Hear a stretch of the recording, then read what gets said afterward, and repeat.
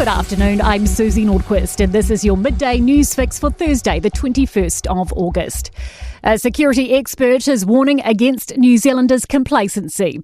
That's despite the country's terror threat level remaining unchanged. A Security Intelligence Service report indicates we are in a challenging national security environment, keeping our threat level at low, meaning an attack is realistically possible. Massey University's John Battersby says despite minimal detail in the report, there is enough context to be confident geostrategic, online extremist and espionage threats exist. They know things we don't. It wouldn't surprise me if things have got a little bit worse.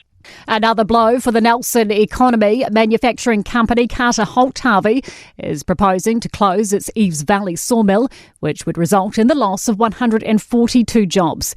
It's wanting to consolidate its structural timber manufacturing to one site in Bay of Plenty's Kawerau. Nelson Mayor Nick Smith says the proposal is all about consolidation and there's nothing councils or the government can alter. Coming on top of the series of bad storms and the economic tough times, it sort of makes it the worst winter in decades for our region.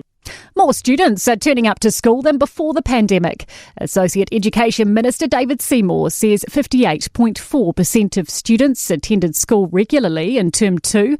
That's 5% more than last year. It's the first time that any term's attendance has been higher than the same term pre-COVID. Auckland Mayor Wayne Brown is coming out in support of the city's new planning rules. Councillors are meeting today to debate the new rules, which will see greater densification near transport hubs. Policy and Planning Committee Chair says this won't be a final decision and there will be a chance for local boards, mana whenua and the public to give feedback. At the start of the meeting, Brown said he was backing the changes. There's probably a whole lot of small bits in there that people might quibble over, but in an overall thing, makes a lot of sense, so I'm happy to second this. Meanwhile, Auckland mayoral candidate Karen Leone is hoping to hit the ground running with transport policy.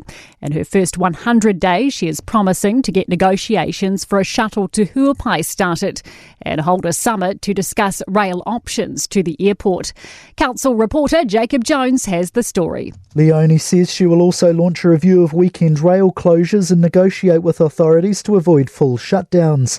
She says she'd also like to guarantee travel times like Sydney does.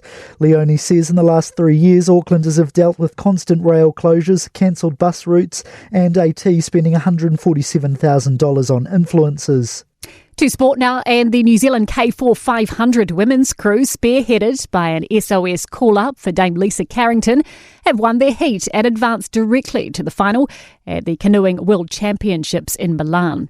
Cody Taylor is expected to become the 14th All Black to play 100 tests during Sunday's Rugby Championship match against Argentina. Israel Premier Tech have confirmed George Bennett in their team for the final Grand Cycling Tour of the year, the Vuelta a España, starting on Saturday night. I'm Susie Nordquist, and that is your latest news fix. We'll be back with the next update at 5 p.m. from the Newstalk ZB newsroom.